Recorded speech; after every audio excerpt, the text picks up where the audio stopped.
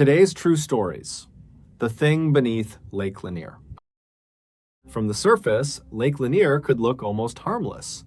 Morning light flattened itself across the Georgia water, turning the reservoir into a sheet of dull silver between wooded hills. Boats moved across it in summer, families gathered along its coves, engines echoed from marinas where people ate, drank, and watched the sun sink behind the trees. But beneath that familiar surface was another landscape, one that had never completely disappeared. Roads continued into black water, tree trunks rose from drowned slopes, foundations rested beneath layers of silt. In the deepest places, the lake still held pieces of the world that existed before the dam closed and the water began climbing over the valley. The reservoir had been created in the 1950s when Buford Dam transformed the Chattahoochee River and surrounding lowlands into Lake Lanier. Families had been moved, buildings had been relocated or cleared, cemeteries had been disturbed, and graves transferred where they could be identified. Roads were abandoned beneath the rising water. Some structures, trees, and other remnants remained below the eventual shoreline, deep enough that engineers did not consider them an immediate surface hazard. The water eventually covered those remnants, and with time, the ordinary landscape beneath the lake became something else entirely. Divers knew that landscape better than most. They knew how quickly sunlight disappeared. They knew that warm surface water could give way to a colder layer that felt almost solid when the body passed through it.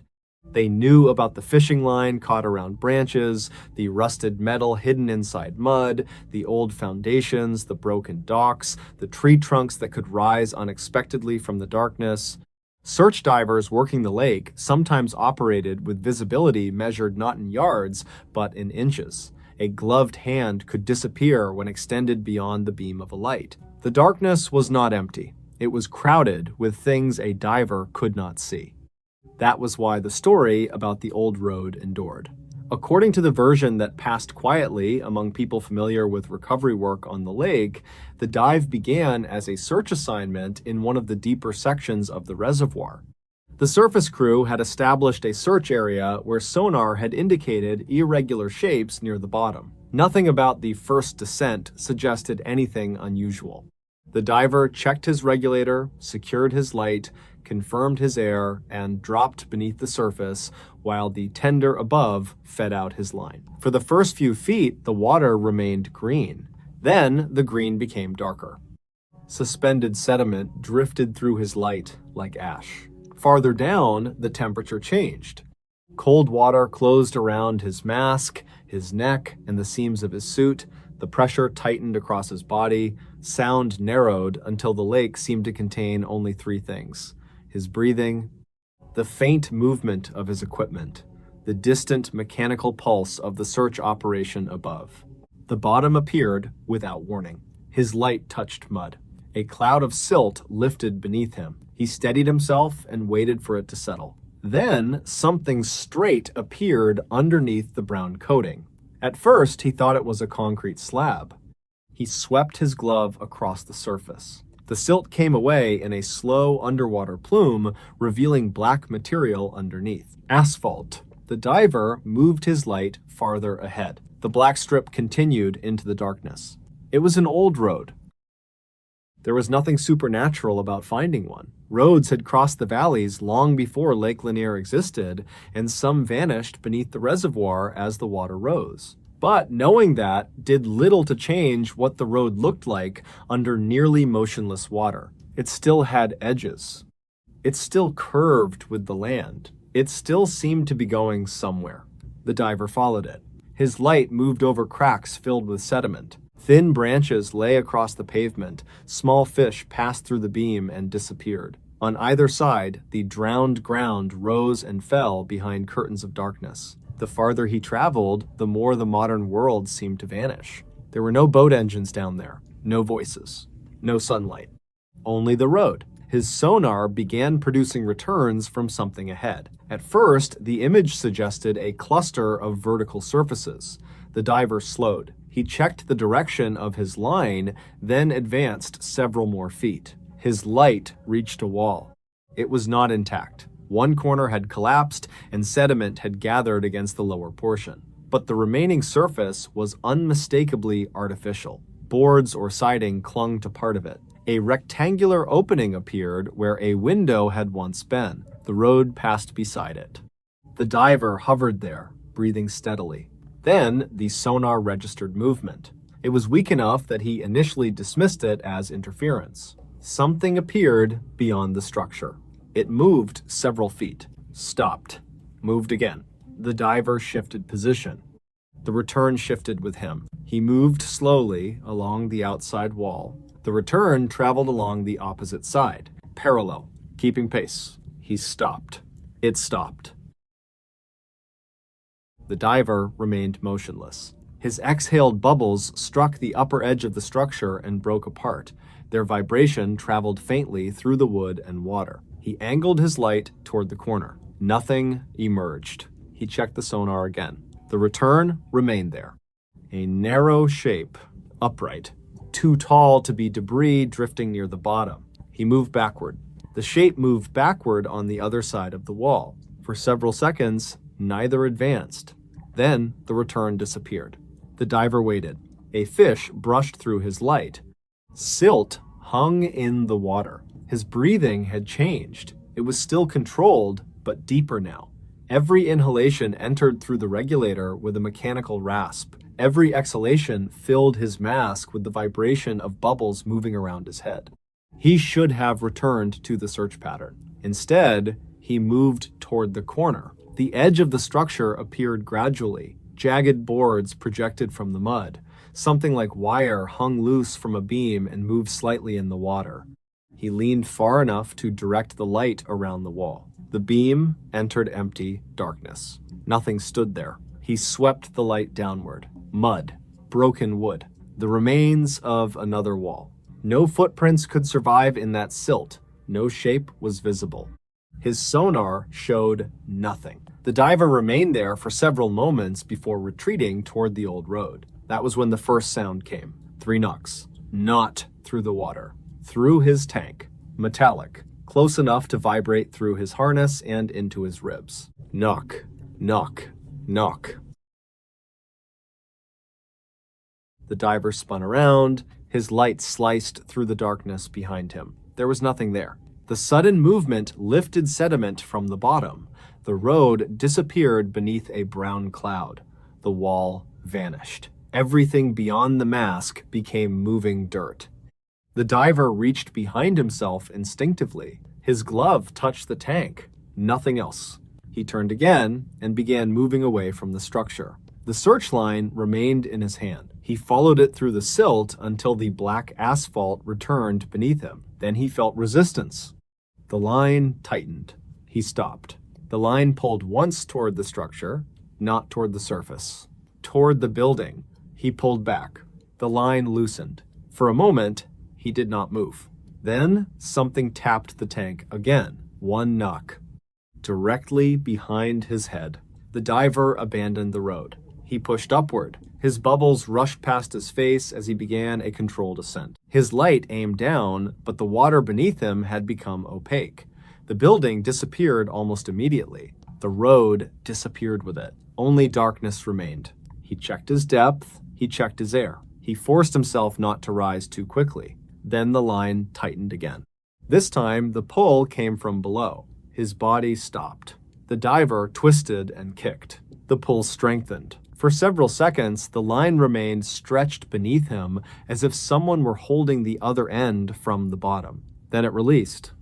The sudden loss of tension sent him upward. He corrected himself. His breathing had become loud enough to overwhelm every other sound. He did not remember seeing anything beneath him. The camera did. When the diver eventually reached the surface, the crew reportedly noticed his condition before he said anything. He was breathing hard. His hands shook while he removed his mask. He repeatedly looked back toward the water. The first thing he asked was whether anyone else had been below.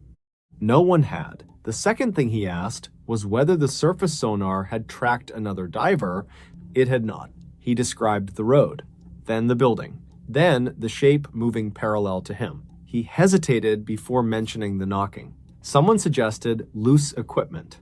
Someone else suggested the line had struck debris. Those explanations were reasonable. Underwater environments distorted sound. A cable touching metal could sound close. A branch could strike a tank. Sonar could create misleading returns when objects overlapped.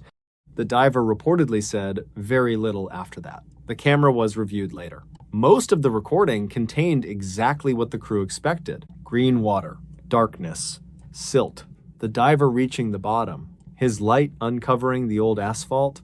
The camera then showed him following the submerged road until the broken structure appeared. Nothing was visible on the far side when the sonar first showed movement. The footage continued. The diver approached the corner. The camera swung with his head. Empty water. Then the diver turned away.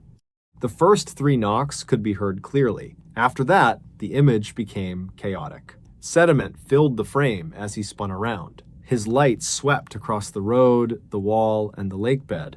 There was still nothing behind him. The second knock came later. The camera shook. The diver began ascending. For several seconds, the lens pointed almost straight downward. That was where the footage changed. Far below him, beyond the drifting silt, a person was standing on the old road. The figure was upright. It wore no visible mask, no regulator, no tank, no fins. Its arms hung naturally beside its body. The image was poor. The light did not reach far enough to reveal a face, and the water reduced the figure to something pale inside the darkness. But it did not float. It stood. One foot appeared slightly ahead of the other, as though it had stopped while walking along the submerged road. The diver continued rising. The figure remained below. Then one arm lifted, slowly. The elbow straightened, the hand extended past the shoulder. The figure was pointing, not at the diver, toward something beyond the ruined structure. The camera angle shifted as the diver fought with the tightening search line. For a moment, the light swept across the direction indicated by the figure. A roof appeared, then a porch, then the upper portion of a house. It stood farther back from the road, partially buried in sediment and surrounded by the black vertical remains of drowned trees. The camera captured it for only a few seconds. That was enough. The house had windows. It had a front doorway. One section of the roof had collapsed, but the shape of the building remained unmistakable. The figure continued pointing toward it. Then the camera turned upward. Neither the figure nor the house appeared again. The most disturbing part of the story came afterward. According to the account, old property records and pre-impoundment maps were checked against the approximate location of the dive. A residence had once stood near that section of road, but the structure had been listed among buildings cleared before the reservoir filled. It was not supposed to be there. The house beneath the water should have been gone before the lake ever covered the road.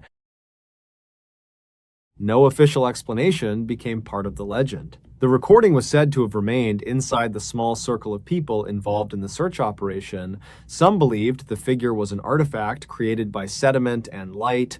Others refused to discuss it. The diver reportedly never returned to that section of the lake. But the story survived because the lake itself made it difficult to dismiss completely. Lake Lanier really does cover old roads. It really does contain foundations, trees, debris, and structures left beneath the water. Divers really do enter places where daylight cannot follow them, where visibility disappears, and where the remains of an earlier landscape wait beneath layers of cold silt. And sometimes, according to the stories told around the lake, those remains do not behave like empty things. Years after the alleged dive, boaters still crossed the surface without seeing what lay below them. Summer light still glittered across the reservoir. Children still jumped from docks. Fishing lines still disappeared into green water. Nothing on the surface revealed the road beneath them. Nothing showed the broken building beside it. Nothing marked the place where a human figure had supposedly stood without breathing equipment at a depth where no unprotected person could survive. And nothing marked the house. The house that should not have existed. The house the figure wanted the diver to see. On quiet nights, when the wind dropped and the water settled, Lake Lanier sometimes became perfectly still. In that stillness, the surface reflected the sky so clearly that it looked solid. But beneath it, the old roads remained. They descended through drowned valleys and vanished into darkness. And somewhere along one of them, the story said, something was still walking. The lights that know your name. There are places in the Blue Ridge where darkness does not arrive all at once. It rises from the valleys first, filling the ravines like black water, swallowing the lower trees until only the ridgelines remain against the fading sky. Brown Mountain is one of those places. From the overlooks above the surrounding valleys, a person can watch the last color leave the horizon while the forest below becomes a single enormous shape. Then, on certain nights, something begins to shine inside that darkness. The lights have been reported around Brown Mountain since at least the early 20th century, appearing without warning and disappearing just as abruptly. Witnesses have described pale glows, warmer orange points, and lights that seem to linger low over the distant ridges before fading. Federal investigators examined the phenomenon more than once, including investigations beginning in 1913 and again in 1922. Explanations involving trains, automobile headlights, fires, and atmospheric effects entered the record, but the stories around the mountain never disappeared with them. That persistence mattered to the 4 university students who drove into the mountains carrying cameras, batteries, an audio recorder, 2 tripods, blankets, and enough coffee to remain outside until morning. Their project had begun as a short documentary about Appalachian folklore. None of them expected to prove anything. They wanted usable footage, a few distant lights if they were lucky, and enough atmosphere to make the assignment feel more substantial than interviews conducted on campus. They chose an overlook facing the country around Brown Mountain, where the mountains layered themselves into the distance like enormous sleeping animals. By the time they arrived, the temperature had fallen sharply. Their breath showed in the beams of their flashlights. Dry leaves moved across the pavement with a thin scraping sound, and somewhere beyond the guardrail, far below, water could be heard moving through the gorge, even though it could not be seen. There were no other vehicles. That pleased them at first. They could record without headlights entering the frame or strangers talking behind the microphones. The camera was placed several feet from the guardrail, aimed toward the dark silhouette of Brown Mountain. The audio recorder sat on the hood of the car beneath a folded cloth to protect it from moisture. One student monitored the camera. Another kept handwritten notes. A third watched the valley through binoculars, while the driver remained near the car, warming his hands around a paper cup. For nearly an hour, nothing happened. The forest settled around them. Occasionally, a branch cracked somewhere down the slope. Wind moved through the trees in long, uneven breaths. The smell of wet bark and decaying leaves seemed stronger as the air became colder. When the wind stopped, the silence became strangely complete. No insects, no distant traffic, no aircraft passing overhead. Then, the student with the binoculars quietly told the others to look east. A light had appeared above the distant darkness. It was small enough that the naked eye could mistake it for a star, except that it was too low. It hung beneath the ridgeline, where there should have been nothing but forest and empty air. The camera operator adjusted focus. The light brightened. It was not white. Not exactly. Its center appeared pale, almost colorless, but its edges carried a faint amber tint that seemed to pulse without becoming larger. The students stopped joking. For several seconds, the light remained perfectly still. Then it moved horizontally across the mountain. Its motion was slow at first. It drifted above the tree line, disappeared behind a ridge, and returned farther south. Another light appeared several minutes later. Then another. The students whispered excitedly. This was exactly what they had hoped to capture. The notebook began filling with observations. One light appeared for less than a minute. Another seemed to rise before fading. A third moved downward toward the valley until trees obscured it. Through the camera's magnified image, none showed an obvious beam extending forward or backward. They simply existed as concentrated points of illumination surrounded by darkness.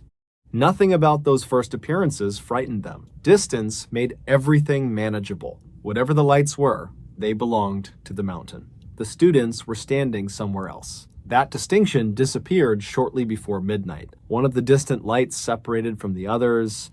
At first, nobody noticed anything unusual. It had appeared near the lower edge of Brown Mountain and remained stationary while two smaller lights faded behind it. Then the student, watching through binoculars, lowered them. He stared across the valley with his naked eyes. The light was larger.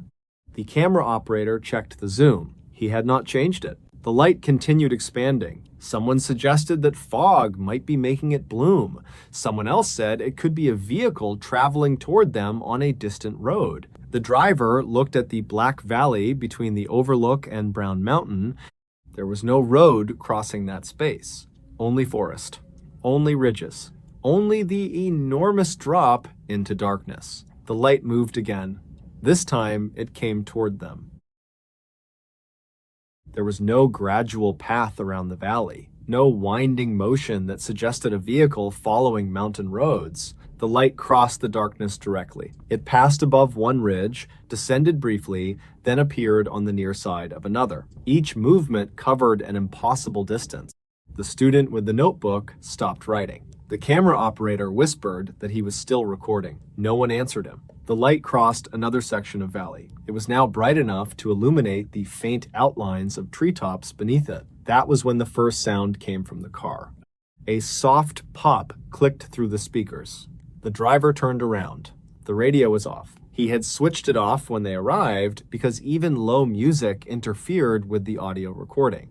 Another pop. Then static. Not loud static. It sounded distant and thin, like a radio station received from somewhere hundreds of miles away. The driver opened the door and leaned inside. The dashboard display remained black. He pressed the power button. Nothing changed. The static continued.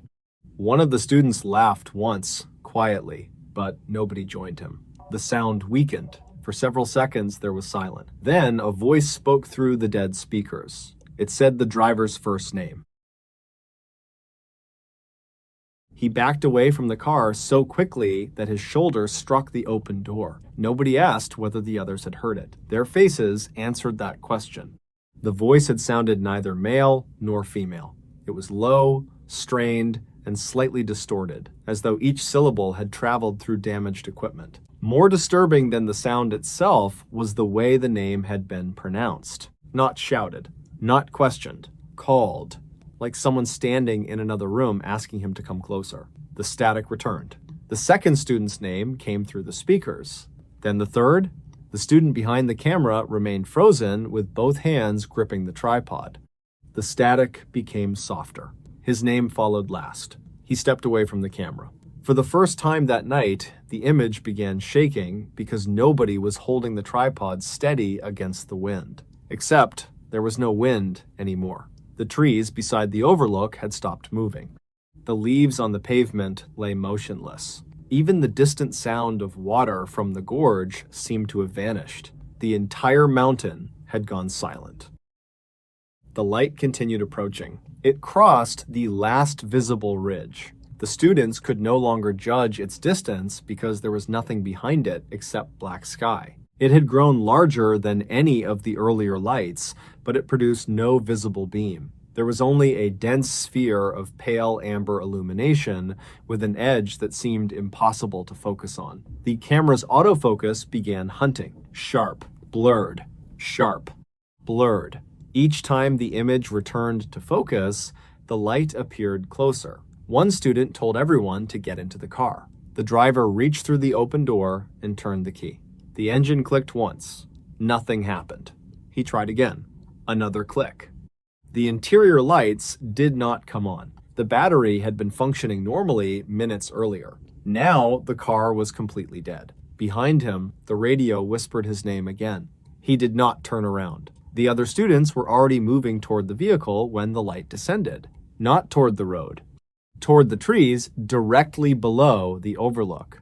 Branches appeared in silhouette against it. For a moment, the students could see the shape of individual trunks, black and narrow against the amber glow. Then, those trees disappeared behind the light. There should have been sound. Branches breaking, leaves moving, wind displaced by something crossing through the forest. There was nothing. The light simply passed between the trees without disturbing them. The camera captured what happened next from several yards behind the students. They stood between the lens and the guardrail, their bodies reduced to dark outlines. Beyond them, the light rose slowly from beneath the overlook. It came upward without flickering. The nearest student backed away. Another raised an arm across his face. The camera exposure adjusted automatically, darkening the surroundings until the entire frame contained almost nothing except the students and the sphere. The radio began speaking again. Not names this time. Fragments. A syllable, a breath. Something resembling a voice trying to learn how to form words. One student moved toward the camera. He wanted to stop recording. Another told him not to touch it. That argument lasted only seconds. The light cleared the guardrail. It was now on the overlook with them. It did not cast illumination the way a flashlight or headlamp would. Their shadows did not stretch across the pavement. The metal guardrail did not shine. Instead, objects nearest the sphere seemed to lose their normal color. Gray pavement became almost white. Leaves appeared dark red. Skin looked pale and flat. The temperature dropped. Their breath thickened. A layer of moisture formed across the windshield. The student nearest the car placed his hand against the glass and immediately pulled it away. Ice had begun forming on the outside. The light moved closer. No one ran. Later, that would have been the strangest part. Every instinct should have forced them toward the road, into the woods, anywhere away from it. Instead, they watched. The light had become large enough to fill much of the camera frame. Its surface was not smooth. Patterns moved beneath the brightness. Dark areas gathered and separated inside it, briefly forming vertical shapes before dissolving again. The camera operator stepped behind the lens. He adjusted focus manually. The image sharpened. Something changed inside the light. The student leaned toward the camera screen. The others remained several feet ahead of him. One asked what he could see. He did not answer immediately. The shape inside the light moved closer to its surface. It was darker than the glow surrounding it. Tall, narrow, upright. The outline could have been dismissed as overlapping branches if the light had still been near the trees. But there were no trees between the sphere and the camera now. Nothing stood inside that section of pavement except the light itself. A second dark shape appeared near the first. Then another. The student behind the camera stopped adjusting focus. His hands fell away from the controls. The first shape pressed forward. The glow around it thinned. For less than a second, something resembling a head became visible. Not a face. Only the suggestion of where a face should have been. The radio inside the dead car began whispering all four names at once. The voices overlapped. Each name came from a slightly different tone, as if four people were speaking from four separate distances. The students finally began moving backward. The sphere followed. One step, then another. It stopped only a few yards from the camera. The frame filled with amber light. For several seconds, nothing moved. The audio recorded breathing, clothing shifting, one shoe scraping across pavement. Then a soft sound from inside the sphere. 3 knocks. Slow, evenly spaced. The student closest to the camera turned toward the others. He stared into the light. His voice was barely above a whisper. There's someone inside it. The recording ended less than a second later. There was no dramatic scream in the surviving footage, no clear image of something attacking them, no final burst of motion explaining what happened after the camera stopped. Only darkness, only silence, and the final frozen frame. In that frame, the light remains several yards beyond the lens. The 4 students are visible only as silhouettes near the edges of the image. But they are not the only silhouettes. there is another shape standing within the brightness. And beside it, barely separated from the first, are several more. Whether the shapes were shadows, camera artifacts, overlapping reflections, or something carried inside the light was never resolved within the story attached to the recording. Brown Mountain remains where it has always been, above valleys that become almost completely black after sunset. Visitors still come to watch. Some see nothing. Some see distant lights that rise, drift, and vanish exactly as people have described for generations.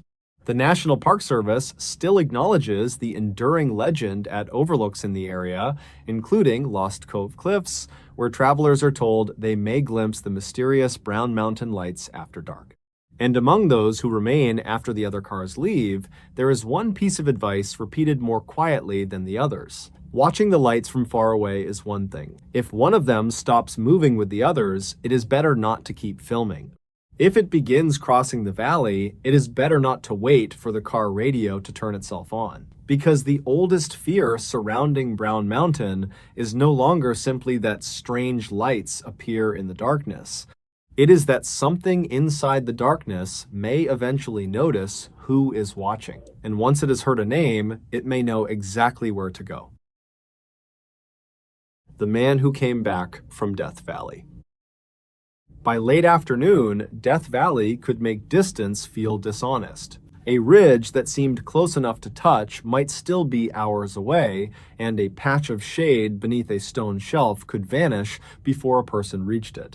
Heat rose from the ground in clear, trembling sheets, bending the horizon until mountains appeared to float above the desert floor. When the wind stopped, there was almost no sound at all, only the faint electrical hiss of insects and the dry clicking of stones cooling beneath the sun. Somewhere beyond the maintained roads, beyond the places most visitors ever saw, a German family disappeared in 1996. There were 4 of them, 2 adults traveling with 2 children through the American West. Their journey had carried them through California and Nevada before they entered Death Valley during one of the most dangerous times of year. They were tourists in a landscape that punished small mistakes quickly, especially once pavement disappeared beneath the tires. At some point, they drove a rented minivan into terrain where an ordinary passenger vehicle had no business going. Then the family stopped appearing in the ordinary world. Months later, a park ranger flying over a remote section of the desert spotted the van in the Anvil Spring Canyon area. 3 tires were damaged or flat, and evidence around the vehicle showed that it had continued moving after the tires failed. Personal belongings remained inside, along with camping equipment, clothing, toys, containers, and other ordinary pieces of a vacation interrupted without warning. The family was nowhere around it. Search teams entered the surrounding desert, following washes, ridges, abandoned tracks, and the dry corridors between mountains. The landscape around the vehicle was the kind searchers learned not to underestimate. Canyon walls trapped heat long after the sun had begun sliding west. Loose stone rolled beneath boots without warning, and every breath dried the mouth a little more. Helicopters could pass overhead without seeing a person standing motionless beside a bush. Voices disappeared quickly in the open space, swallowed by distances that looked smaller than they were. Somewhere in that terrain, the searchers believed there should have been a trail. For one volunteer, there was. He noticed the first footprint beyond a shallow wash where wind had combed the sand smooth. It was not a perfect print. The heel was deeper than the toes, and the edge had crumbled where loose grains had fallen inward.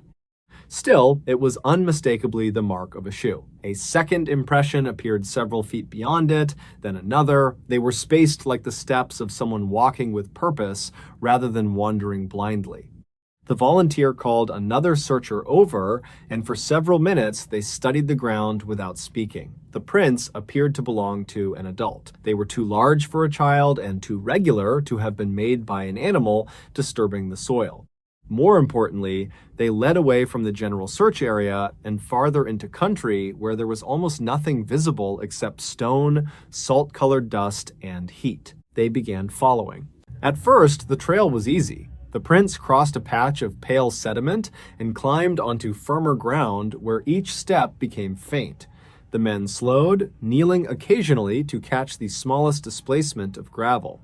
A turned stone could be enough. A scuff beneath a creosote branch could be enough.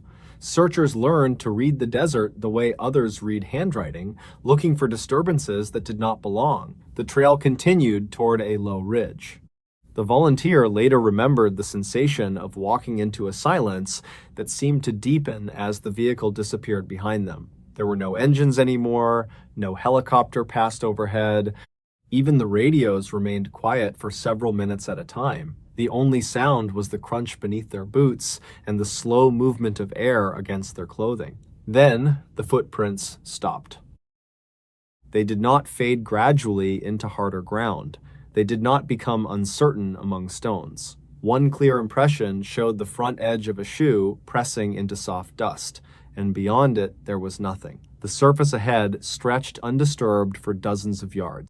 Both searchers widened their path. They examined the ground to the left and right. They looked behind rocks large enough for someone to step onto. They searched for a stumble, a crawl mark, anything suggesting that the person had changed direction. There was no impression where another foot should have landed. No handprint, no broken crust, no drag. A person could not simply stop leaving weight on the earth. Yet the trail had ended. The volunteer stood there until the heat began making his vision shimmer. He looked toward the ridge, half expecting to see somebody watching from above. Nothing moved. The rocks were empty, washed in hard afternoon light. For a moment, he became aware of his own breathing and of a faint smell rising from the heated ground, mineral and bitter, like dust inside an old furnace. The searchers marked the location and began sweeping outward.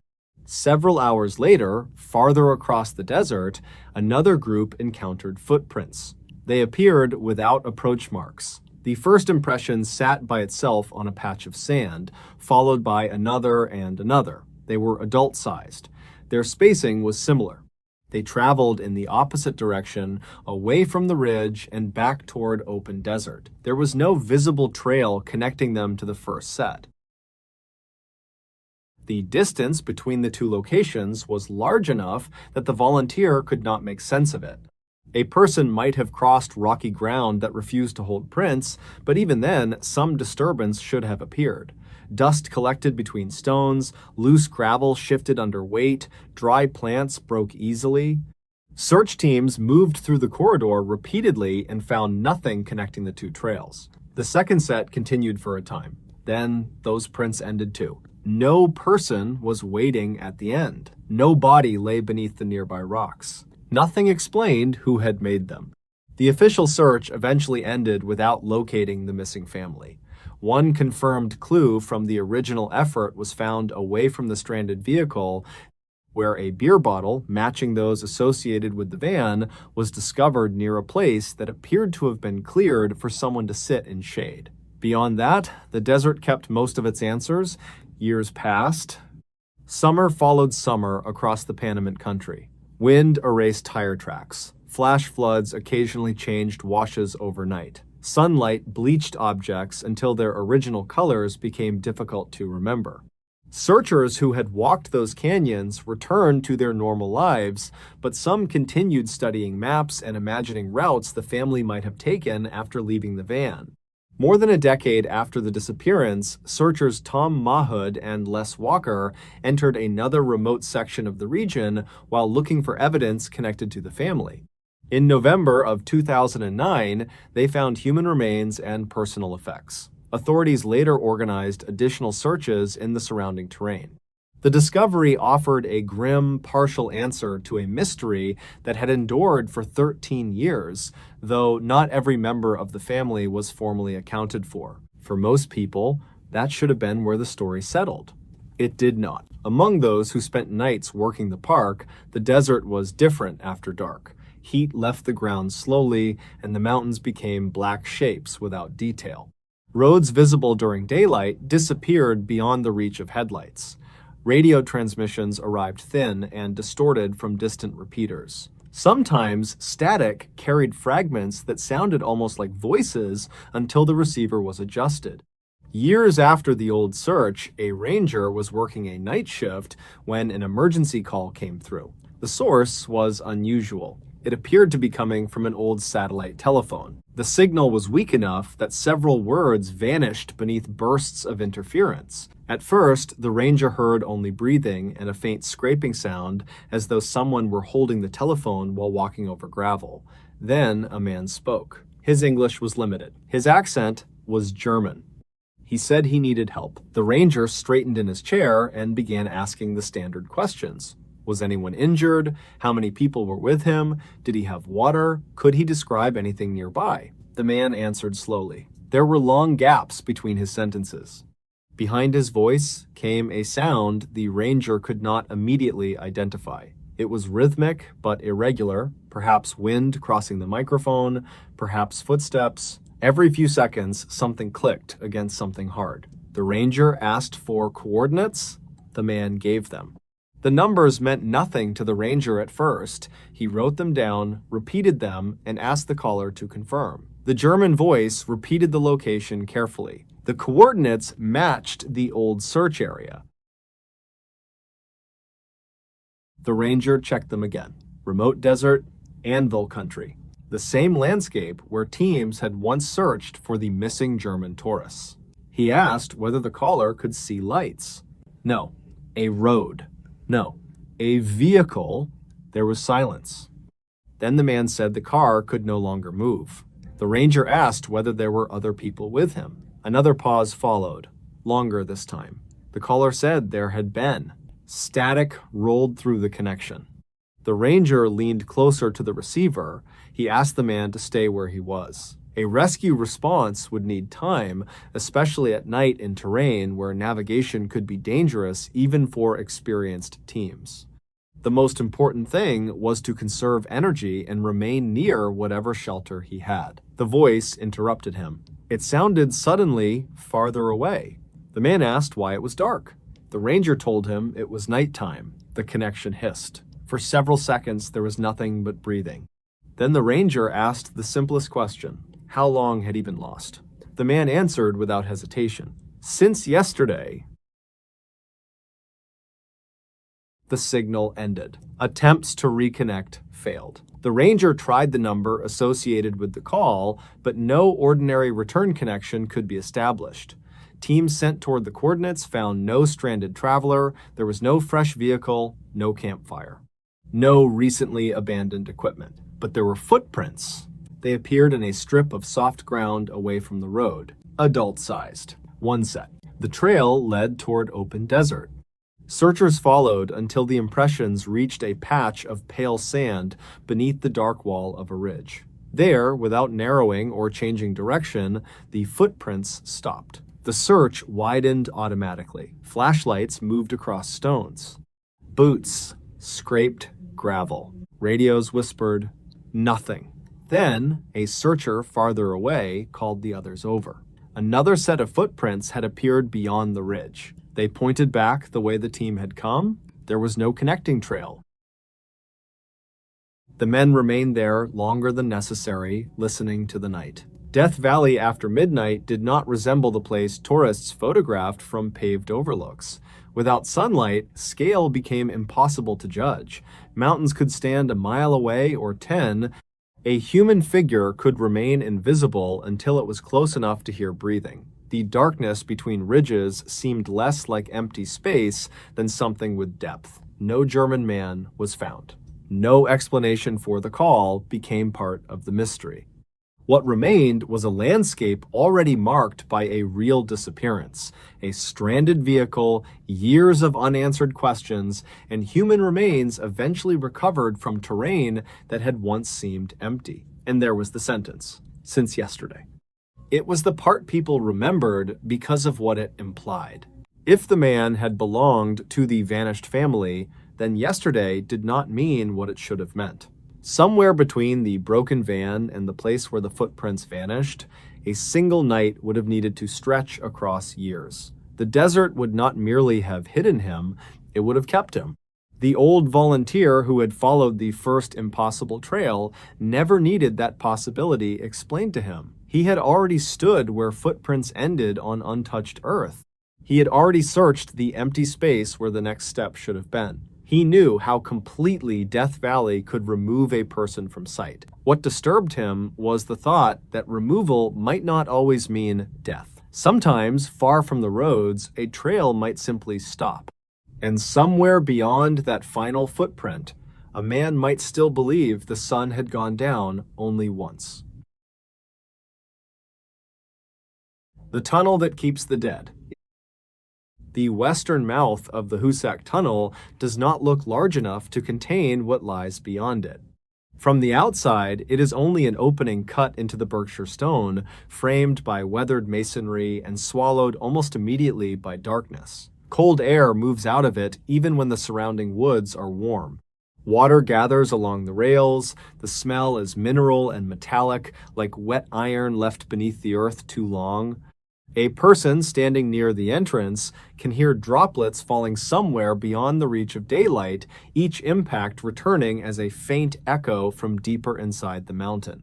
And when the wind is still, there are moments when another sound seems to travel with them, a dull strike against stone, then another, then another. The Hoosac Tunnel was carved through Hoosac Mountain during one of the most ambitious engineering projects of 19th century America. Work stretched from 1851 into 1875, eventually creating a passage roughly 4 3/4 miles long beneath western Massachusetts. The achievement came at a terrible human cost. Massachusetts historical material describes around 200 deaths associated with its construction, while surviving records themselves remain imperfect. Some workers were killed by falling rock, others died in explosions, machinery accidents, collapsing equipment, or the unpredictable violence of blasting through the mountain. The men gave the place another name, the Bloody Pit. It was not difficult to understand why. Among the worst tragedies came in October of 1867, when fire and destruction struck the central shaft. 13 men were below when burning debris and equipment crashed downward. Rescue attempts failed. When the shaft was finally reached again, evidence suggested that some of the trapped workers had survived the initial catastrophe and struggled against rising water and poisoned air before dying underground. Their deaths became part of the tunnel's permanent memory.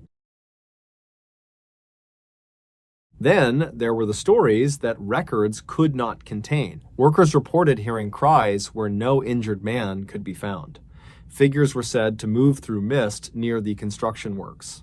In 1868, folklore preserved an account involving engineer and former cavalry officer Paul Travers, who entered after workers complained about a human voice sounding from within the tunnel. What he reportedly heard was not the wind they expected, but something resembling a man groaning in pain. Later stories spoke of voices, apparitions, and people being drawn toward the darkness by something calling from inside. More than a century later, the old stories were easy to dismiss from a distance. Nathan Cole had dismissed them. He was a rail infrastructure technician, accustomed to enclosed spaces, aging masonry, standing water, corroded fittings, unstable rock, and the peculiar acoustics of long underground structures. He knew that tunnels could manufacture sounds. A loose plate could become footsteps. Water inside a drainage pipe could resemble whispering. A distant impact could travel along rail steel for astonishing distances. Air pressure could make a passage seem to breathe. There were explanations for almost everything underground. That was what Nathan believed when he entered the Hoosac Tunnel during a scheduled inspection window on a cold autumn night. His assignment was ordinary. He had been sent to examine water intrusion and several sections where repeated moisture had raised concerns about deterioration. He wore a helmet lamp, carried a second flashlight, a radio, measuring equipment, and a small inspection bag. Another crew remained outside the section. Train movement had been cleared for the work period. Nathan was not wandering into an abandoned ruin. He was entering a working piece of infrastructure under controlled conditions. That fact comforted him for approximately the first quarter mile. Beyond that point, the outside world began disappearing. The portal behind him became a gray rectangle, then a pale slit, then nothing. His helmet light picked out wet masonry and rails shining like black glass. Water slipped down the walls in narrow threads. Somewhere beneath his boots, drainage channels murmured continuously. The temperature fell. Nathan stopped once and listened. Drip. Silence. Drip. Then, far ahead of him, something struck stone. Clang. He lifted his head.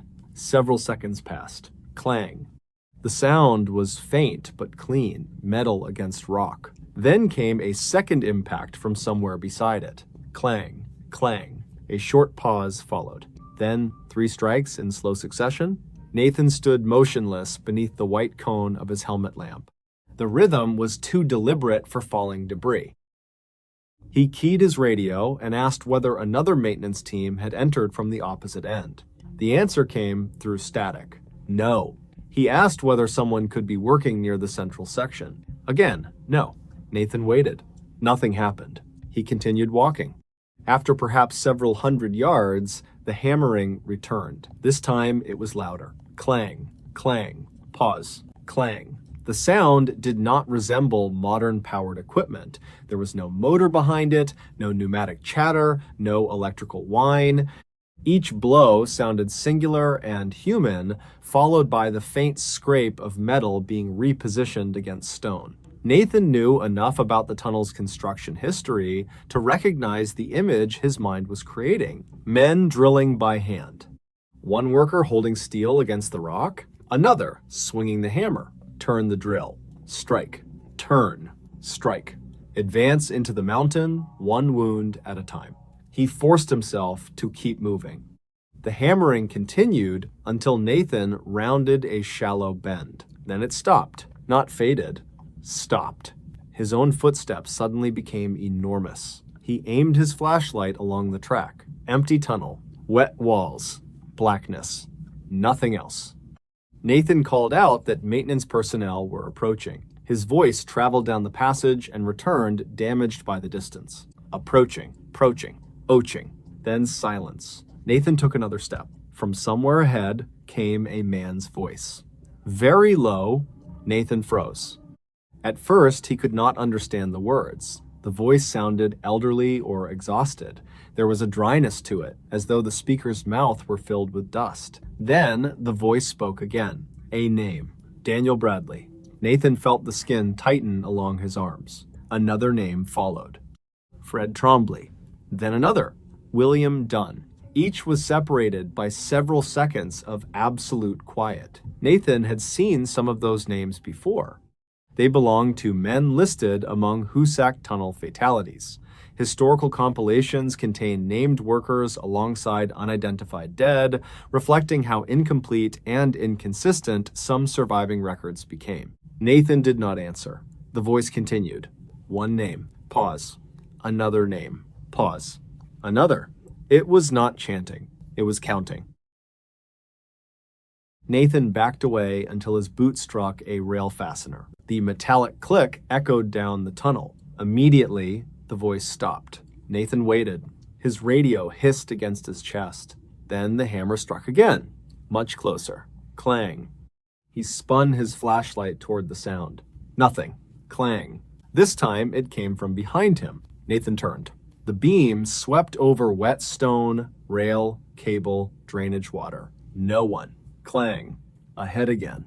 The blows began alternating sides as though several workers were hidden beyond the light. Nathan started walking quickly toward the portal. He told himself not to run. Running underground meant falling. Falling meant injury. Panic killed people in places like this. Then a hammer struck directly beside him. The sound was so violent that Nathan ducked. His light snapped toward the wall. There was no hammer, but fresh water trembled on the stone, and at shoulder height, barely visible beneath the wet surface, was a narrow indentation in the rock. Nathan stared at it. Another impact sounded. A second mark appeared several inches away. Not formed slowly. Appeared, as though an invisible steel drill had just been driven against the wall. Nathan ran. His boots splashed through shallow water, equipment slammed against his hip. The beam of his helmet light swung violently across walls and ceiling. Behind him, the hammering accelerated. Clang, clang, clang, clang. Not chasing him. Working. Dozens of blows now seemed to fill the tunnel, some distant, some close, some coming from beneath the rails. Nathan could hear metal scraping rock between strikes. He could hear men breathing. He could hear boots shifting in gravel that had not been there moments before. And beneath all of it, the voice resumed its count. Another dead worker. Another. Another. Nathan reached for his radio and called the outside crew. Only static answered. The voice continued behind him. Names traveled through the darkness with terrible patience. Nathan's flashlight swept over the wall. For half a second, his beam crossed a man standing beside the track. Nathan stopped running. The figure wore dark, filthy clothing. Its shoulders were narrow. Its head hung forward. One hand rested against the wall, while the other seemed to hold a long steel tool. The face was gray with dust. Nathan's light moved. The figure vanished. He swung the beam back. Empty stone. Then another figure appeared farther ahead. Then another. Men spaced through the tunnel. Some stood. Some crouched. One appeared to be carrying something over his shoulder. None looked at Nathan. They were all facing the rock. Clang. A hammer descended. Clang. Another. The tunnel was being built again. Nathan stumbled backward. The voice reached another name. Then another. The rhythm slowed. Nathan suddenly understood why. It was reaching the end. He did not know how he knew this, but certainty settled over him more heavily than fear. The voice was not simply reciting the dead, it was completing something. Nathan turned toward the portal. Far away, impossibly far away, he could see a weak rectangle of night.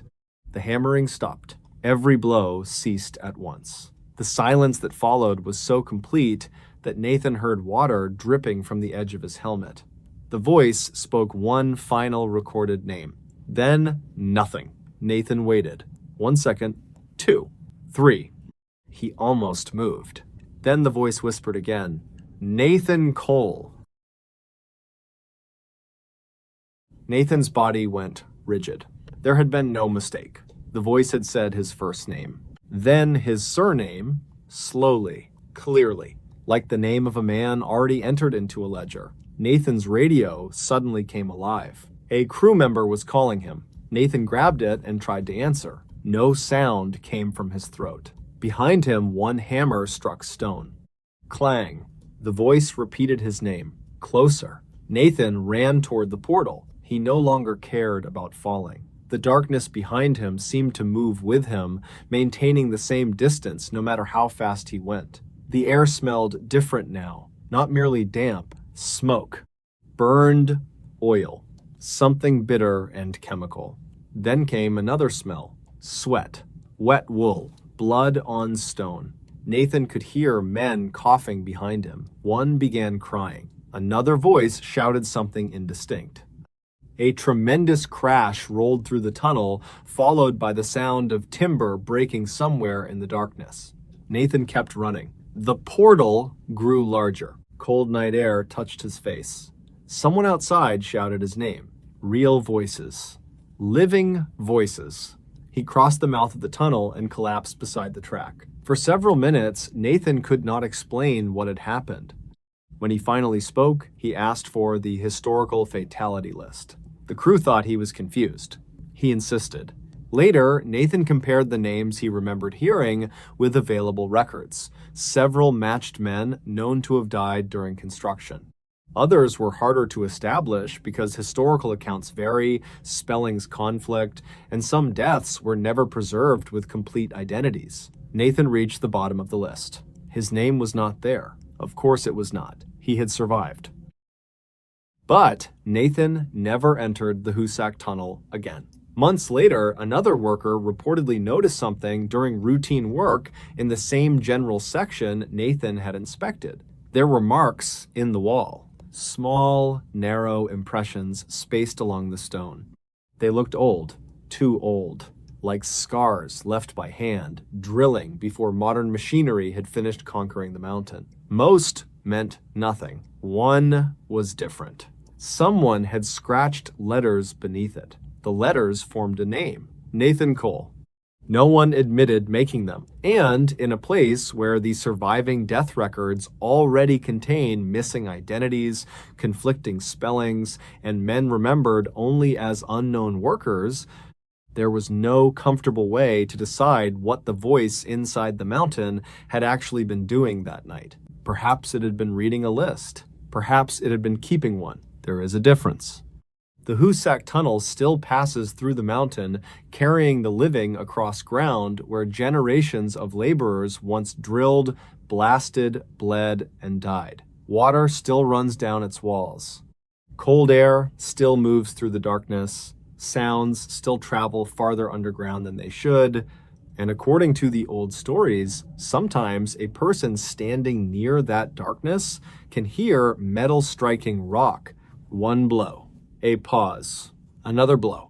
Then a voice begins naming the dead. The safest moment is when the listener recognizes the names. The dangerous moment comes after the last familiar one, because the tunnel does not always stop when the historical record does. Nobody comes back from Dudleytown. The first thing that disappeared was the sound of insects. It happened so gradually that none of the researchers noticed when the crickets stopped. One moment, the Connecticut woods were alive with the thin mechanical chorus of late summer, and the next, there was only the scrape of boots through dead leaves and the low hiss of wind moving somewhere above the canopy. The air beneath the trees felt colder than the evening should have allowed. Moisture clung to the stones. Every breath carried the smell of wet bark, old soil, and something mineral rising from beneath the ground. Ahead of them, the trail narrowed until the forest seemed to swallow it. Somewhere beyond those trees lay what remained of Dudleytown. The name had always suggested something larger than the place had ever been. Dudleytown had never been a proper incorporated town. It was a remote section of Cornwall in northwestern Connecticut, settled beginning in the 1740s by families including Thomas Griffiths and several members of the Dudley family. Generations tried to work the rocky New England ground there, surrounded by hills and dense woodland. Over time, farms emptied, families moved elsewhere, and the forest returned. What remained were depressions in the earth, broken stone walls, cellar holes, and traces of roads that had once led to homes. But the stories insisted that something else remained.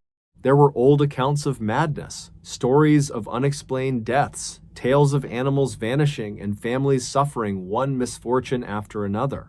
Later, visitors described shadows moving between trees when nobody was there, voices speaking from empty woods, lights appearing where no building stood, and the unmistakable sensation that something unseen had followed them back toward the road.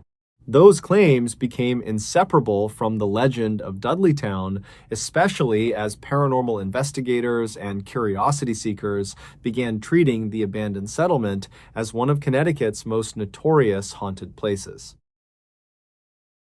The research team had not come looking for the curse. They had come because of a map. The map was a brittle reproduction of a 19th century property survey obtained from a private historical collection.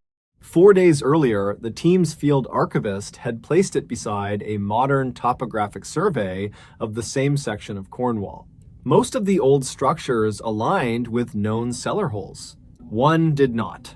Near the northern edge of the old settlement, the 19th century map showed a rectangular dwelling standing beside a narrow wagon track. The building had been marked simply as a house, with a shallow well behind it and a stone boundary running east through the woods. On the modern survey, nothing occupied that location. No foundation, no cellar depression, no mapped stonework, nothing. The discrepancy was not unusual by itself. Structures vanished, foundations collapsed, Stones were removed and reused, soil shifted, trees fell, and root systems destroyed old masonry. What bothered the archivist was the scale. According to the old map, the house had been substantial. It should have left something behind. The team reached the coordinates shortly before sunset. There was only forest. Beech trunks rose from damp earth. Mountain laurel crowded the gaps between them. A fallen tree had split open years earlier and was collapsing into orange-brown pulp. Moss covered scattered stones, but none formed a recognizable foundation. The camera operator walked the perimeter twice. The thermal camera showed nothing unusual. The electromagnetic meters remained quiet. The audio recorder captured wind. For almost an hour, Dudleytown seemed determined to disappoint them. Then darkness settled into the hollow. The transition happened quickly beneath the canopy. The sky above remained gray-blue, but the forest floor lost its color. Tree trunks became columns of blackness. Leaves merged into a single mass. The temperature fell enough for condensation to appear on the researchers' equipment cases. The insects did not start again. No owl called. No small animal moved through the undergrowth. The silence became so complete that the researchers could hear fabric rubbing against their own jackets whenever they breathed. Then the thermal camera operator stopped walking. He had been scanning the empty trees when a rectangular shape appeared on the screen. At first, he assumed the sensor had glitched. He lowered the camera.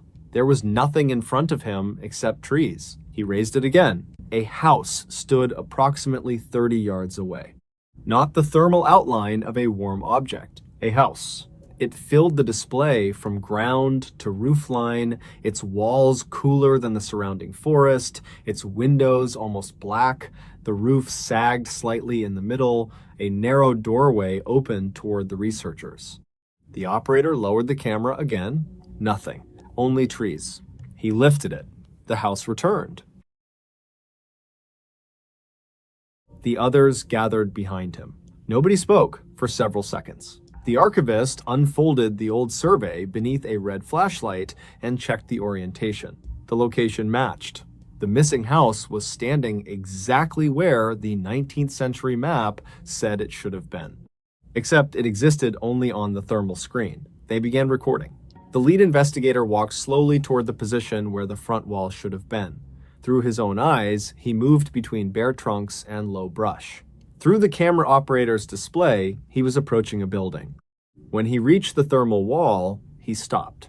His hand extended into empty air. On the camera screen, his fingers disappeared through the side of the house. The investigator recoiled. At the same moment, something struck the audio recorder, not physically. A sound entered the recording channel. 3 knocks. Slow. Hollow, wooden. Nothing around them had moved. The knocks came again, this time from the direction of the invisible doorway. The team withdrew to the equipment position. They stayed another 20 minutes. The house remained. Then, without flickering or fading, it vanished from the thermal display. The trees behind it returned instantly. The team left before midnight. None of them slept well. The following evening, they returned. The house appeared again. But it was closer. The old survey coordinates had not changed. Their equipment markers were still where they had placed them, yet the structure now stood several yards nearer the trail. The roof looked different as well. A chimney was visible on the second night. The archivist checked the earlier footage. There had been no chimney. They measured distances from fixed trees. The thermal image suggested the house had moved. They remained until it vanished. On the third night, 2 houses appeared.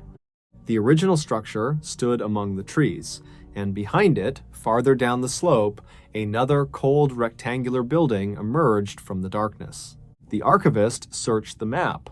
There had been another dwelling there, a smaller one. Both had vanished from the physical landscape generations earlier. Both were now visible through the camera. As the operator panned across them, a third shape appeared briefly beyond the second building. It resembled a roof. The team stopped talking. The forest around them no longer looked empty. Through ordinary vision, there were only black trees and wet leaves. Through the thermal camera, Dudleytown was rebuilding itself. By the fourth night, the camera showed sections of fencing. A low stone wall extended farther than the real stones on the ground. A narrow path cut between buildings where modern vegetation stood waist-high. Cold, human-shaped forms occasionally appeared at the edge of the display, but never long enough to focus. One stood between two houses. Another seemed to watch from behind a tree. Each registered colder than the air. Whenever the operator attempted to center the camera on one, it moved behind something that did not exist outside the screen. The researchers began hearing footsteps. They came from the old road. Slow steps pressing into leaves. 4 or 5 at a time. Then silence. The lead investigator checked the trail with a flashlight. Nothing stood there. The footsteps resumed behind him. The recorder captured something else that night. A woman breathing. The sound was extremely close to the microphone. No woman was standing near it. The breathing continued for almost a minute. Near the end, beneath the inhalations, another sound emerged. A wooden door creaking open. The thermal operator immediately turned toward the first house. Its door was open. On previous nights, the doorway had looked like a flat black rectangle. Now the camera showed depth beyond it. A hallway. A wall. Something resembling the bottom of a staircase. The lead investigator stared at the screen. Then he looked at the forest. There was no house. The doorway occupied empty air between two trees. He raised one hand. The operator told him to stop. He continued. Each step brought him closer to a threshold that existed only inside the machine. 10 feet, 6 feet, 3. He reached forward. His fingertips vanished from the thermal image. Not behind the doorway, inside it. The investigator froze. He could still see his hand with his own eyes. It hung in open air. On the thermal screen, everything beyond his wrist had crossed into the house. Then the camera recorded something impossible. His hand cast a shadow against an interior wall. He pulled it back. The shadow disappeared. Nobody entered the house that night. The team left immediately, but they returned one final time. The fifth evening was colder. Fog collected low between the trees before darkness. The researchers set fewer instruments than before. Nobody wandered alone, nobody walked beyond the equipment line. For nearly 2 hours, nothing happened. Then, the thermal camera activated automatically after detecting a temperature change. The operator lifted it. The settlement had grown. 4 houses stood in the trees. Sections of wall connected them. The wagon road stretched deeper into the forest. And somewhere far beyond the visible buildings, faint cold points appeared in rows. Windows. The archivist stared through the camera and compared the shapes with the old survey. Every structure visible belonged to the abandoned settlement. It was not one house returning. It was Dudleytown. The darkness inside the buildings seemed deeper than the thermal camera should have been able to produce. Doorways registered almost completely black. Windows contained no measurable temperature. Then, someone appeared in the first doorway. A human figure. The researchers could not identify a face. The figure stood absolutely still. The lead investigator stepped toward the camera. The figure stepped forward at the same moment. He stopped. It stopped. The operator lowered the camera. Only the lead investigator stood in front of him. He raised the camera. 2 figures occupied the image. The investigator stood beside him. His duplicate remained inside the doorway. The figure slowly lifted one arm. The real investigator did not move. The figure beckoned once. The lead investigator began walking toward it. The others grabbed his jacket. He pulled free with surprising force. He did not run. He walked calmly, staring at the empty space between the trees, as though something there had become perfectly obvious to him. The operator kept filming. On the screen, the investigator approached the doorway. In ordinary sight, he walked into darkness. He crossed the threshold. Nothing happened to his body. He remained physically visible among the trees. But on the thermal display, he entered the house. The camera showed him standing inside a hallway that had not existed for more than a century. Floorboards beneath his boots. Wallpaper behind his shoulders. A staircase to his right. A closed room behind him. his thermal signature changed. His body temperature began dropping. The archivist called his name. He did not respond. Then the house door closed. In the real forest, the investigator was still visible. He stood between the trees with his back toward the others. On the camera screen, he was gone. The operator lowered the camera. The investigator turned around. His face looked normal. He walked back without speaking. Nobody asked what he had seen until they reached the road. When they finally questioned him, he seemed confused. He said he had never entered anything. He remembered walking toward the trees. Then he remembered standing beside the equipment again. Nothing between. They reviewed the footage that same night. At first, the recording matched what they remembered. The investigator entered the thermal doorway. The door closed. The image distorted. Then, the operator noticed something they had not seen in the forest. The recording continued through the wall. For several seconds after the door closed, the thermal camera somehow displayed the interior of the house. The investigator stood alone in a narrow room. Behind him was a fireplace. To his left stood a wooden chair. Directly ahead of him was a staircase. He appeared to be listening. Then he slowly turned toward the corner. Someone was standing there. The second figure was tall and unnaturally thin. Its head nearly reached the ceiling. The camera could not register its temperature. The investigator approached it. The figure leaned downward. The recording ended. They did not return. Over the following weeks, the team compared the footage with every historical image and survey they could obtain. Eventually, the archivist found a description of the missing house. The dimensions matched. The chimney location matched. The staircase position matched. Even the fireplace stood against the correct interior wall. The structure captured by the thermal camera had not merely resembled an old Connecticut farmhouse. It appeared to be the same house shown on the 19th century survey. A house that no longer existed. A house whose stones had vanished beneath the forest long before any of the researchers were born. The strangest discovery came from the final recording. The footage had been captured continuously while the investigator crossed the invisible doorway. According to the camera's time code, he remained inside for less than half a minute. According to a second recorder lying beside the equipment, nearly 6 minutes passed before he returned. During those missing minutes, the forest microphone captured no voices from the team. No footsteps, no wind, only the sound of people moving inside a house. Floorboards creaked. A chair dragged across wood. Someone climbed a staircase. Then a door closed somewhere above them. After that came 3 slow knocks. The same knocks recorded on the first night. No one could explain why. The equipment was eventually stored away. The map went back into its protective sleeve. Dudleytown remained where it had always been, hidden beneath the trees of Cornwall.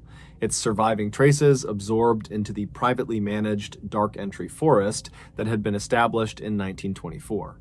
The real land remained closed to public trespass, partly because decades of unwanted visitors had already brought vandalism and repeated law enforcement problems to the area. But one piece of footage was never archived with the others.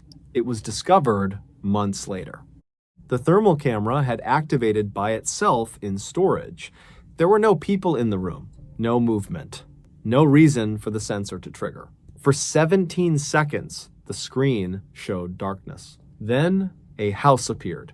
The same house, the same doorway, the same staircase. Only this time, the camera was not looking at the building from the forest. It was already inside. Something moved at the top of the stairs. A human figure descended slowly, one step at a time. When it reached the bottom, it lifted its face toward the camera.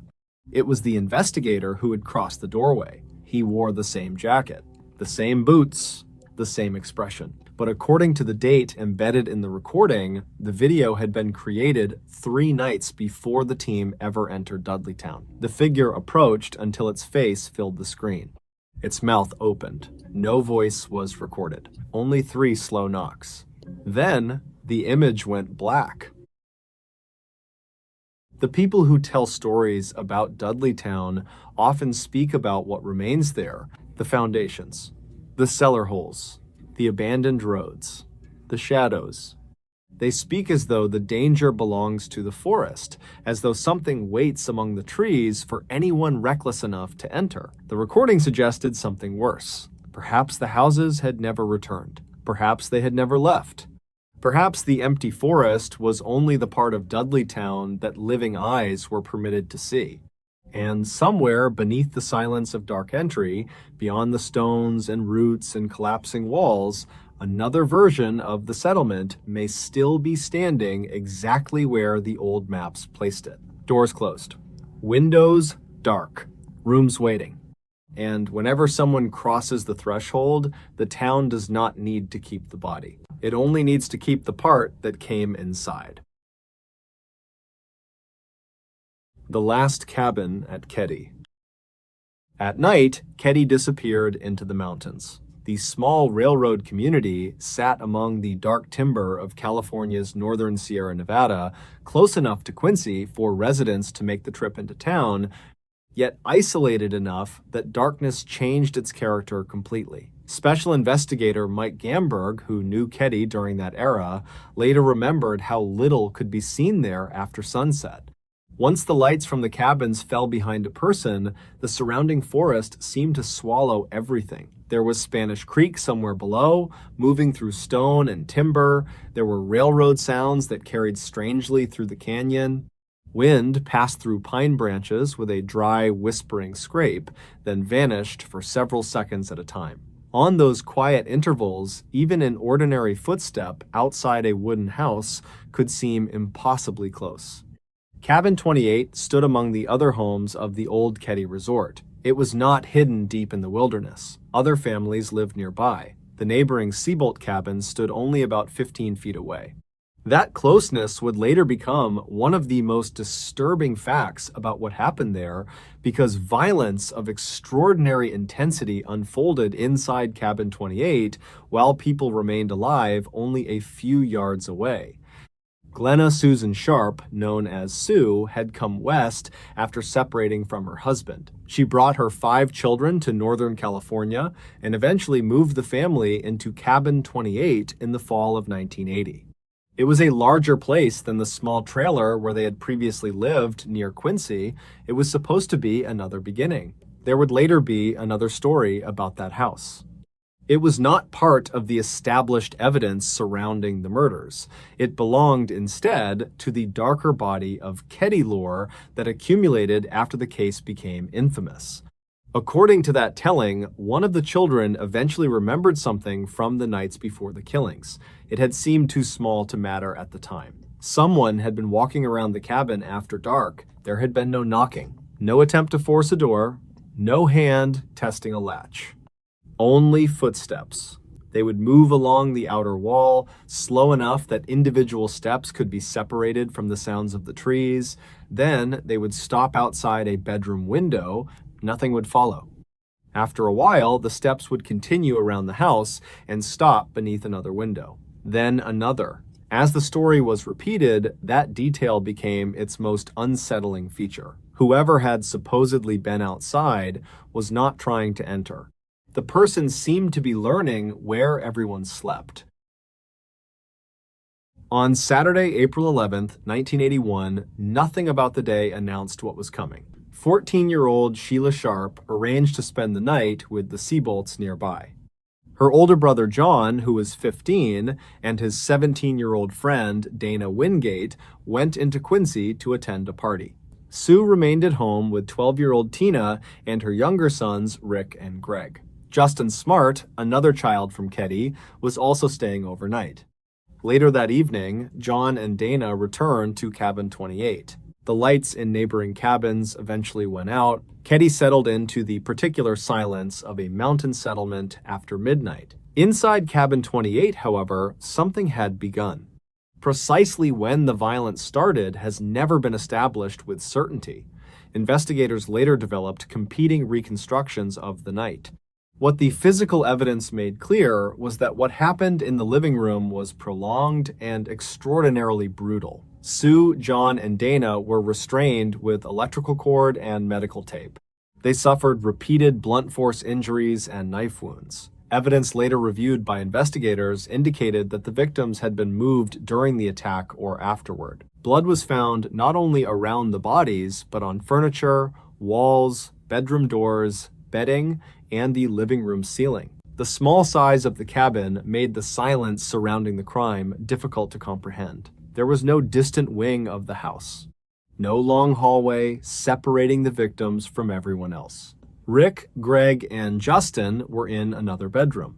Outside, neighbors were close. One nearby household later reported hearing what sounded like a single muffled scream. Then the night became quiet again. There is something uniquely disturbing about one sound followed by nothing. A scream usually summons another noise. Running feet, a door, a voice, a dog barking, someone asking what happened. In Keddy, the reported cry simply disappeared into the night. Investigators would spend decades arguing over what portions of the attack occurred inside the house, when Tina became involved, and how she was removed. Justin Smart later gave statements under hypnosis describing two men fighting with John and Dana and describing Tina appearing during the violence. Those recollections became part of the case but remained controversial, and later investigators disagreed about exactly what they revealed. Whatever the precise sequence, morning arrived before anyone outside understood what Cabin 28 contained. Sheila returned from the neighboring cabin on Sunday, April 12th. She opened the door. The familiar living room was no longer recognizable as an ordinary family space. Her mother was there. Her brother was there. Dana was there. All three were dead. The green carpet beneath them was stained. The room showed evidence of a violent struggle. John and Dana had been bound. Sue had been bound and gagged. According to later investigator Mike Gamberg, blood marked the wallpaper, furniture, doors, and ceiling. The brutality was so extensive that people who later described entering the scene remembered it decades afterward. Sheila fled back toward the Seabolts. The younger boys were still inside. Rather than bring them through the living room, they were removed through a side bedroom window. Rick and Greg Sharp and Justin Smart emerged physically unharmed from a house in which 3 people had just been killed. And then another absence became apparent. Tina was gone. There was no 12-year-old girl waiting outside. No Tina in another cabin. No simple explanation for where she had gone. The realization altered the crime scene immediately. 3 bodies had been discovered, but the horror was no longer contained within the walls of Cabin 28. Somewhere beyond those walls was a missing child. Law enforcement descended on Keddy, but the investigation that followed became almost as notorious as the killings themselves. The scene was not secured as tightly as later investigators believed it should have been. People had entered or approached the cabin before complete control was established. No immediate roadblock sealed the only road leading from Keddy. Evidence accumulated, interviews multiplied, and several agencies became involved. Years later, officials reviewing the case would openly criticize how significant leads and material had been handled. 2 men eventually became major suspects, Martin Smart and his friend Severin John Boubidet. Neither was convicted. Both died without being charged in the murders. Later, investigators continued re-examining evidence and developed additional leads, but the case remained unresolved. For the Sharp family, however, there was still Tina. For nearly 3 years, she existed in the terrible space between missing and dead. Then, in April of 1984, human remains were discovered near Camp 18 in Butte County, many miles from Keddy. In June, forensic examination confirmed that the remains belonged to Tina Sharp. Cabin 28 now had 4 dead attached to its name: Sue, John, Dana, Tina. And although the investigation continued, the building remained. That was when a second history of Cabin 28 began. Not an investigative history, a haunted one. By the following decades, Keddy had deteriorated badly.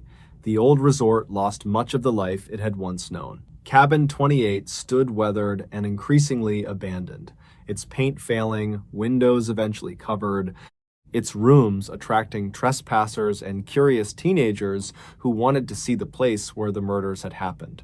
Some did not stay long. In a San Francisco Chronicle report published 20 years after the killings, locals described hearing footsteps when the cabin was empty. Others reported moaning and doors slamming. One young woman described seeing strange forms inside and claimed that objects and markings seemed to appear and disappear. Rocking chairs were among the objects associated with the reported disturbances. The house had acquired a local name by then, the Murder House. People could dismiss a shadow. A decaying structure produced noises. Wood contracted when the temperature dropped. Animals entered abandoned buildings. Wind found loose doors and broken seams. But those explanations became harder to remember when someone stood alone near Cabin 28 after sunset. The forest still became black. The creek still moved below. The railroad still sent distant metallic sounds through the canyon, and the cabin still had windows. The stories about those windows never disappeared completely. According to the darker version of the legend, those who watched the property in the years after the murders occasionally heard something more deliberate than settling timber. They described the sound of weight moving inside an empty room. A chair scraping several inches. A table shifting, then silence. The sound would stop when someone approached the building. Nothing inside would appear obviously disturbed. Later, after the watcher returned outside, it would begin again.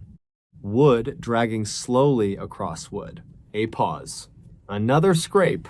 The stories were never established as evidence in the murder investigation. They belonged to the folklore that grew around the abandoned cabin, alongside published accounts of unexplained footsteps, moans, slamming doors, strange forms, and moving objects. Yet, for people already familiar with what had happened there, the distinction between documented haunting reports and whispered local additions offered little comfort, because one version ended with a voice. It supposedly happened during a quiet night after the crime, when someone keeping watch near the empty cabin heard movement from the main room. First came the familiar scrape, then nothing. The cabin remained dark. No flashlight crossed a window, no door opened. A few moments later, a woman's voice came from somewhere inside. It was low enough that the listener could not immediately tell whether the words had actually been spoken. Then they came again. You forgot one. Years passed. Cabin 28 continued to decay. Investigators continued reopening boxes, reviewing statements, comparing evidence, and returning mentally to a night that had never produced a final answer. A hammer believed relevant to the killings was recovered from a pond near Keddie decades later. DNA from evidence associated with the scene was reported by investigators to match a known living suspect, although no public arrest followed. The house itself did not survive.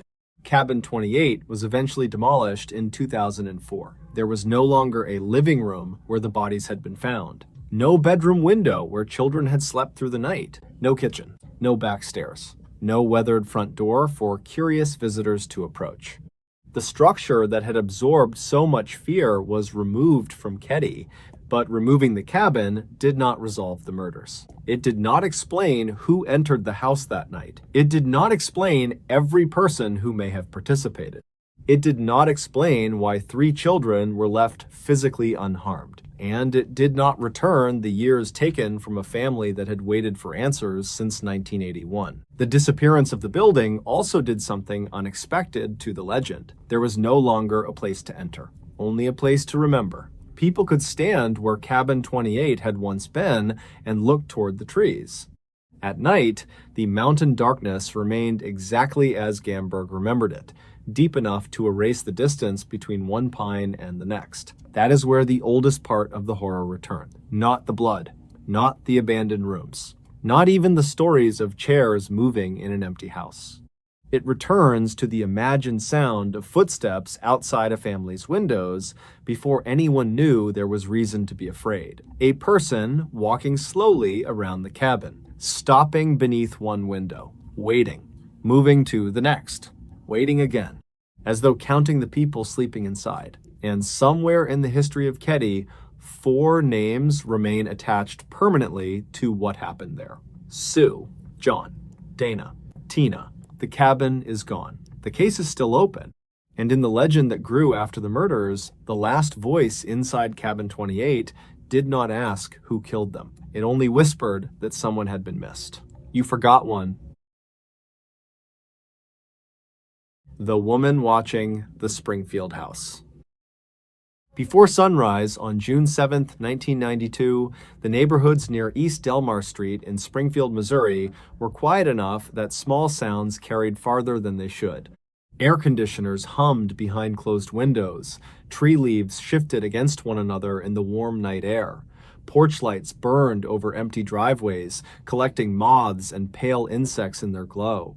Somewhere along the street, a woman was said to be standing perfectly still in the darkness, facing the house where 3 people were about to vanish. The house belonged to Cheryl Levitt. Her daughter, Susie Streeter, lived there with her. During the hours before dawn, Susie's friend Stacy McCall was also inside. By daylight, all 3 women would be gone. What remained behind made their absence more disturbing than an ordinary disappearance. Their vehicles were still there. Personal belongings had not been packed for a journey. Purses remained inside the house. Cheryl's small dog was left behind. There was no obvious scene of prolonged violence waiting for investigators, no clear explanation written into the rooms, and no simple trail leading away from the property. It was as though something had entered the ordinary rhythm of the house during the night, interrupted it, and then removed everyone who could explain what had happened. Susie and Stacy had spent the evening around friends after graduation activities. Their plans shifted during the night, and eventually they decided to sleep at Cheryl's home. There was nothing remarkable about that decision. It was the kind of small change young people made without believing it would matter later. Sometime during the early morning, the 2 young women arrived at the house. Cheryl was already there. After that, the confirmed movements of all 3 women disappeared into darkness. The house itself offered only fragments. The porch-light globe had been damaged. Broken glass was found near the entrance and was cleaned up before anyone understood that the property might contain evidence. Inside, nothing immediately suggested that 3 women had prepared to leave permanently. The ordinary objects of daily life remained arranged with the unbearable calm of a place expecting its occupants to return. The dog was still there. That detail would trouble people for years. Whatever had caused Cheryl, Susie, and Stacy to leave had apparently not required them to take the animal. Whatever happened had been sudden enough, controlled enough, or confusing enough that the normal act of gathering belongings never occurred. And then there was the telephone.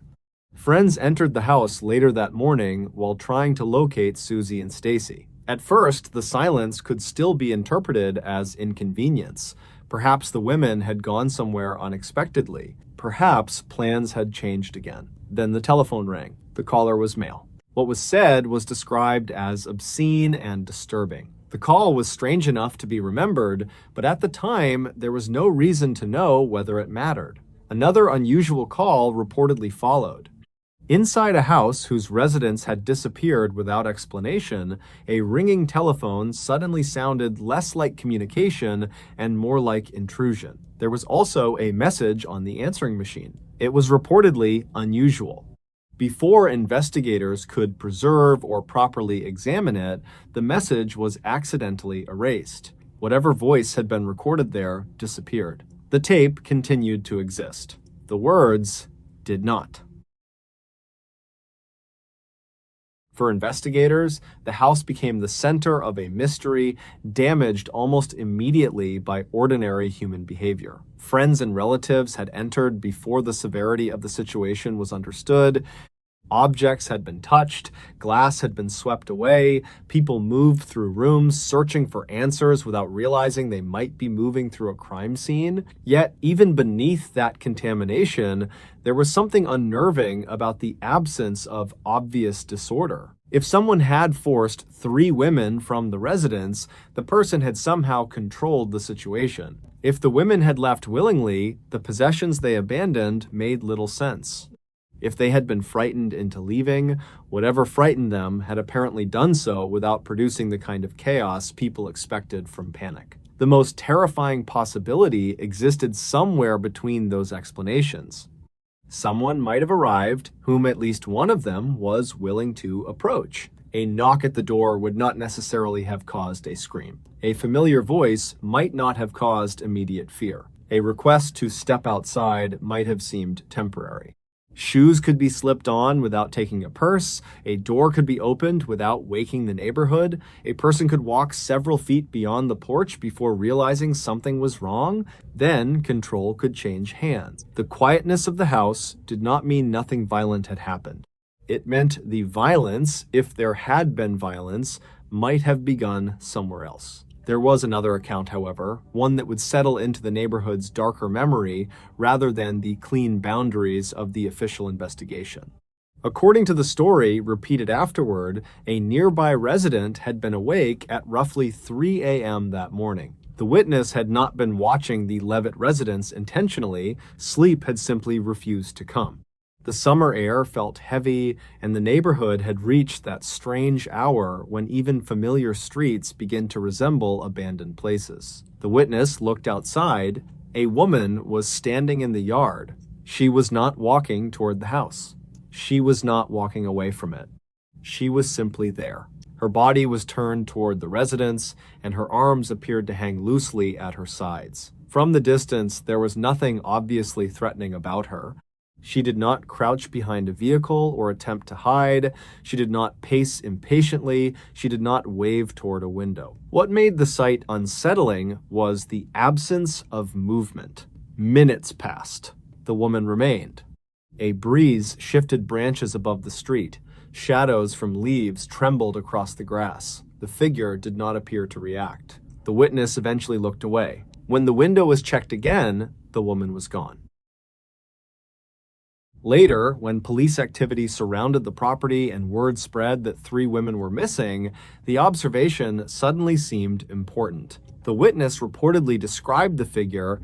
At first, according to the neighborhood version of events, the description did not appear impossible to reconcile with one of the missing women. In the confusion of the earliest hours, a woman outside the house could simply have been Cheryl, Susie, or Stacy. That interpretation was easier.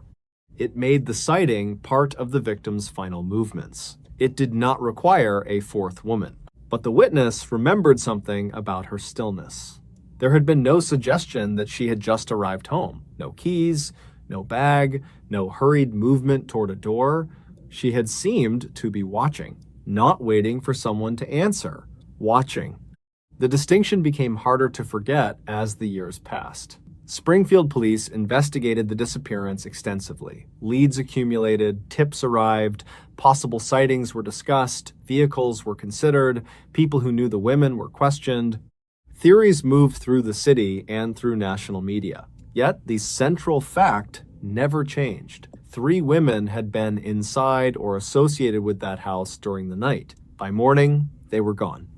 No confirmed explanation emerged showing how all 3 had been removed without creating an obvious disturbance. The house, therefore, became something more than a location. It became the last known boundary between ordinary life and uncertainty. People drove past slowly.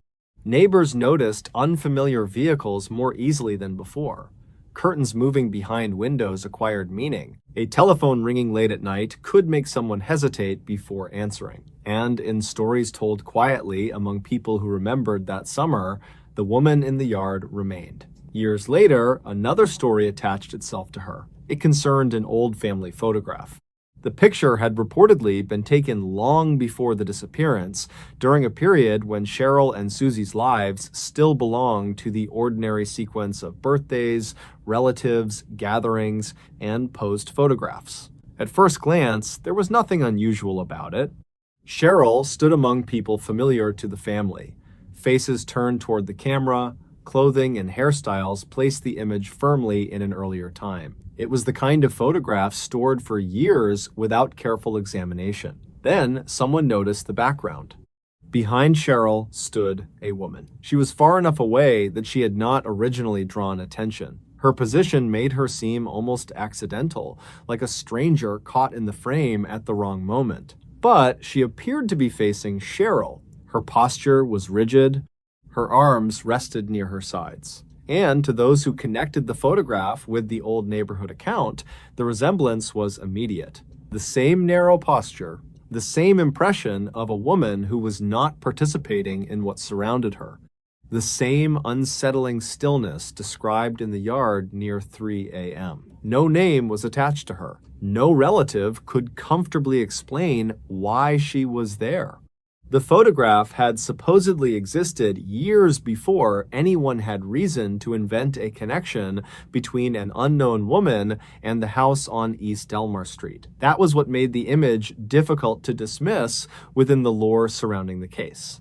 If the figure in the photograph was the same woman described outside the house, then she had not appeared for the first time on the night the three women vanished. She had been near Cheryl before, perhaps years before, standing behind her, watching. Nothing about that possibility offered an answer investigators could use. A photograph could not explain the abandoned purses.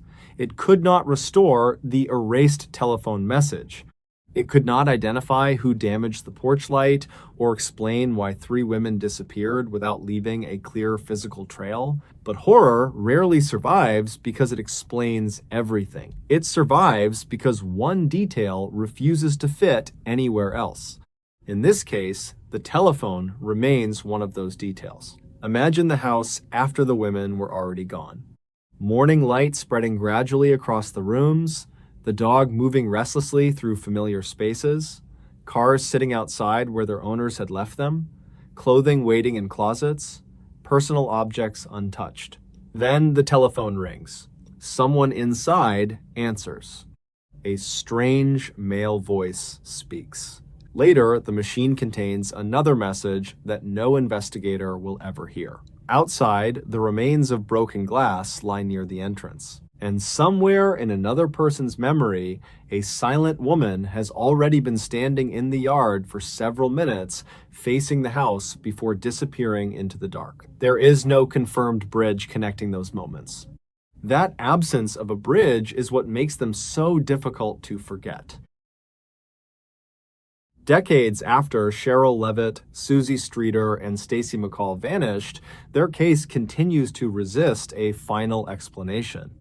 Their disappearance remains one of Missouri's most haunting unresolved mysteries, not because nothing was left behind, but because almost everything was. The house remained. The vehicles remained. The purses remained. The dog remained. The telephone remained.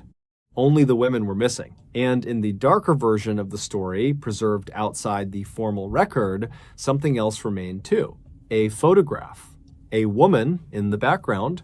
A figure who seemed to have been watching Cheryl long before anyone knew there was something to watch her for. People who later studied the picture could never know what happened after the shutter clicked. They could not know whether the woman walked away, spoke to anyone, or simply disappeared from the gathering. They could only see where she had been standing, behind Cheryl, still, patient. And years later, shortly before three women vanished from a quiet Springfield house without explanation, someone claimed to have seen her again. This time, she was not standing behind Cheryl. She was outside the house, facing it, waiting in the dark. The lost mine still calls them. There are places in the Superstition Mountains where sound seems to behave differently after sunset. Wind crosses the ridges without reaching the canyon floor. Loose stones roll somewhere above, although nothing moves against the sky. Even the desert animals appear to withdraw before darkness settles completely. East of Phoenix, the mountains rise abruptly from the Sonoran Desert, their broken cliffs turning black as the last light leaves them.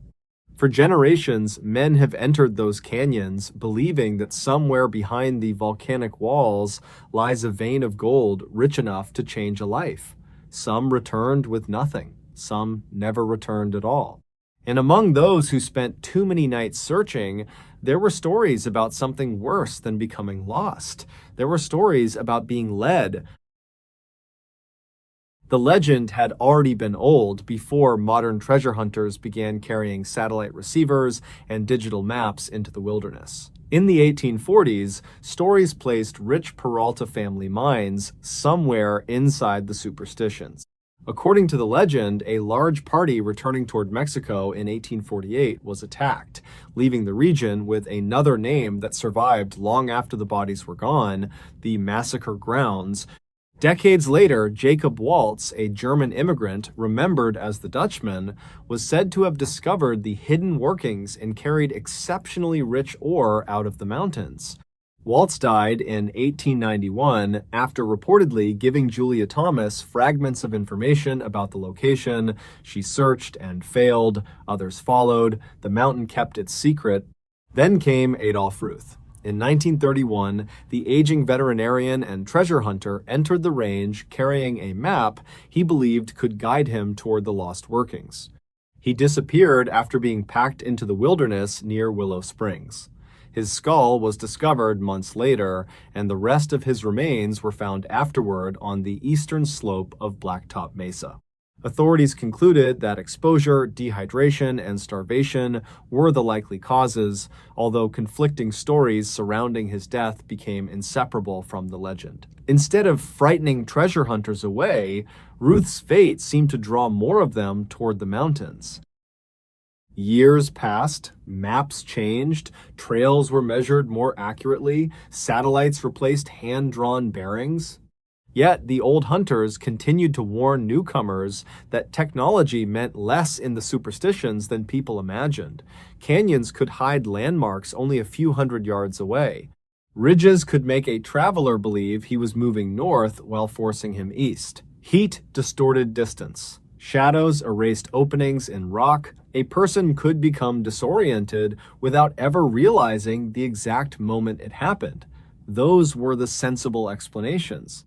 The other explanations were usually shared after dark. One modern account began with a solitary treasure hunter who had spent years studying versions of the Dutchman's clues. He was experienced enough to carry redundant water, batteries, printed topographic maps, a compass, a satellite receiver, and a small camera that he kept clipped to the strap across his chest. He had no intention of wandering blindly through the wilderness. His planned route was conservative, following established terrain before turning towards several formations he had identified from photographs. He expected heat, exhaustion, rattlesnakes, and disappointment. He did not expect the first symbol. It appeared on a slab of dark stone away from the trail, roughly at chest height. The carving was weathered but deeper than the scratches left by hikers. It consisted of an oval crossed by a single vertical cut with 3 shorter marks underneath.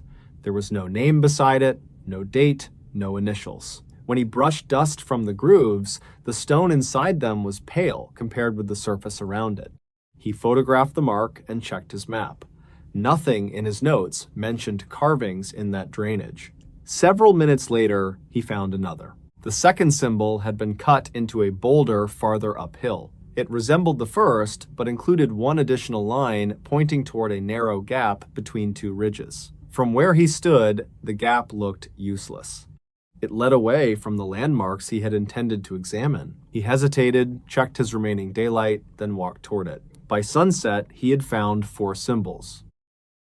His first camp stood beneath a shallow overhang where the rock still held the day's warmth. After darkness settled, the temperature dropped sharply. The air smelled of dust, dry vegetation, and the faint mineral scent released by stone after heat. He ate without lighting a large fire and reviewed the photographs on his camera. Each carving was different, but when displayed in sequence, the added lines seemed almost directional. One pointed toward the next. He marked every location on his GPS. The points formed a clean progression deeper into the mountains. Sometime after midnight, he woke because gravel was moving. Not falling, moving. The sound came in brief, deliberate scrapes from somewhere beyond the darkness. A pause followed each scrape, then another. He listened for an animal breathing through its nose or claws moving across stone. Nothing followed. When he finally turned on his light, the canyon was empty. In the morning, another symbol was visible less than 50 yards from camp.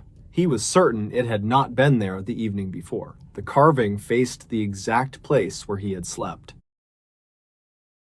He should have turned back then. Instead, curiosity hardened into the same private conviction that had carried generations of Dutch hunters beyond sensible limits.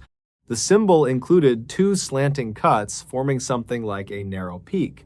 Beyond it, visible through a notch in the canyon, stood a wall of reddish stone. He followed it. The second day became slower. The route forced him through thorny brush and across loose slopes where every footstep sent pebbles ticking downward. Several times he stopped because he thought he heard footsteps repeating his own movements. When he walked, something moved behind him. When he stopped, it stopped. By late afternoon, his GPS began behaving strangely. The screen showed that he had crossed his own track. He studied the display, irritated at first, certain he had taken an accidental loop around a ridge, but he remembered the terrain. He had not doubled back. The path behind him should have been almost straight. He continued. An hour later, the device showed another intersection. Then another. According to the recorded track, he had spent most of the afternoon walking overlapping circles. The canyon around him did not look familiar. None of the rocks did. None of the trees did. He turned slowly, trying to find the mountain he had used as his western reference all morning. It was gone. In its place stood another mountain, darker and steeper, rising behind a series of broken ridges. He had no memory of seeing it before. That evening, he camped in a narrow basin surrounded by stone walls. His camera recording from shortly before dark captured him checking the GPS repeatedly. His voice remained calm, but he kept looking over his shoulder toward the newly visible mountain.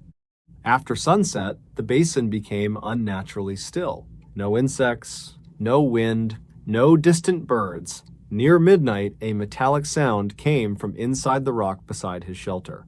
One strike, then silence. Another strike followed. The hunter sat upright. The sound came again. Metal against stone. A scraping movement followed each impact, like the head of a pick being dragged backward through rubble. He pressed his hand against the wall. The rock was cold. The digging continued on the other side. There was no tunnel there. No opening appeared on the map. The wall beside him was part of a solid formation extending hundreds of feet upward. Yet someone was digging behind it. The blows became regular. Strike, scrape, strike, scrape. Then came a third sound. Breathing. Slow, strained breathing from somewhere within the mountain, interrupted occasionally by the wet cough of someone working in dust. He moved his camp before dawn. When sunlight reached the basin, he discovered something he could not explain. He had slept closer to the dark mountain, much closer. The evening before, it had stood beyond several intervening ridges. That morning, the ridges were gone. The mountain filled the eastern horizon, close enough that cracks were visible across its face. He checked his GPS coordinates. According to the device, his camp had not moved. His hands began shaking while he compared the location with the previous evening's reading. The numbers matched. The landscape did not. Near the place where his tent had stood, another symbol had been carved into the rock. This one resembled a doorway. He packed quickly but did not leave. Instead, he walked toward the mountain. By the third afternoon, his recordings became increasingly fragmented.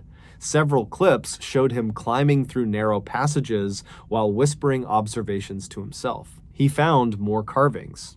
Some appeared ancient and rounded by weather, others looked fresh enough to contain pale stone dust. Every symbol contained the same doorway shape. The farther he went, the quieter the desert became.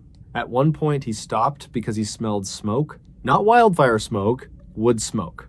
Then came another odor beneath it, heavy and oily like kerosene. There was no visible camp.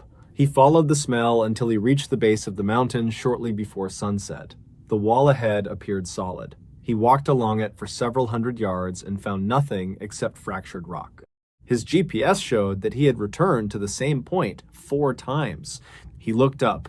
The doorway symbol had been carved directly above him. Darkness came quickly. The digging began before he could establish camp. This time it came from everywhere. Pick strikes sounded inside the mountain. Shovels scraped through loose material. Something heavy rolled across boards. Timber creaked under weight. The noises were no longer those of one hidden worker. There were many. Then voices began murmuring deep within the stone. He could not make out words. The voices grew louder until they seemed only a few feet behind the rock. The hunter raised his camera. That was when a line of yellow light appeared. It formed slowly along a crack in the mountain. Dust trickled outward. The crack widened, and a doorway emerged where there had been no doorway minutes earlier. The final recording lasted only a few minutes. The camera shook as the hunter approached the opening. The entrance was taller than a man and framed by rough timbers blackened with age. Beyond it descended a mine passage reinforced by beams disappearing into darkness. Wooden tracks ran beneath layers of dust. The smell of kerosene was stronger there. So was the smell of damp earth. The hunter whispered that the air coming from the tunnel was cold. Then he stopped speaking. Deep inside the mountain, lights were moving. Lanterns. At first, only 2 were visible. Then 4. Then more appeared around a bend. Dozens of lanterns drifted through the mine at different heights. Some moved slowly along the floor. Others descended as though carried down invisible stairs. Several stopped at intersections deeper inside the workings. No bodies were visible around them, only the lanterns. The digging had stopped. The mine was silent. The hunter remained at the entrance for several seconds. Then every lantern stopped moving at the same time. One by one, they turned toward him. The camera microphone captured a sound behind the hunter, a single pick striking stone. He spun around. The recording blurred across the desert outside. The mountain that had surrounded him was no longer there. Beyond the entrance was darkness. Not night sky, not canyon, just darkness. He turned back toward the mine. The lanterns were closer. The last clear frames showed them moving forward through the passage. There were figures behind the lights now, although the recording never held still long enough to show faces. Thin silhouettes passed between the timber supports. Some appeared to wear wide hats. Others, bent beneath loads, carried across their shoulders. The hunter stepped backward. A voice came from somewhere inside the mine. It was too faint to understand. Another voice answered from behind him. The camera fell. For several seconds, the lens faced the ground. Boots crossed the frame.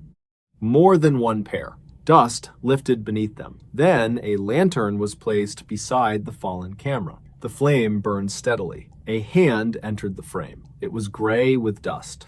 The recording ended. In the story, repeated among later treasure hunters, the man did not return from the superstitions. His equipment was said to have been recovered near a dry wash, far from the route shown on his original maps.